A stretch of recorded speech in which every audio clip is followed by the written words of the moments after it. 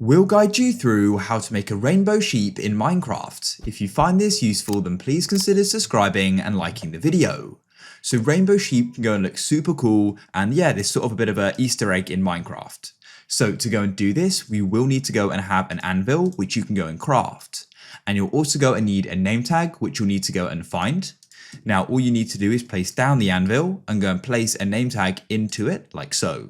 Now, what you need to do here is change the name. So what you need to do is remove what's currently in there and type in Jeb, J-E-B _, just like so. Then what you can do is go and take the name tag like so, and here it is. It's now called Jeb _. And then all you need to do is find the sheep you want to go and apply it to, and literally right click. And that's it. As you can see, the sheep is now a rainbow sheep and is changing colors. It's that simple. Of course, you can then go and do this to more sheep if you want to as well. If you found this useful and you want to see more, then please consider subscribing and liking the video. We've got a ton of Minecraft guides on the channel and a ton more to come in the future.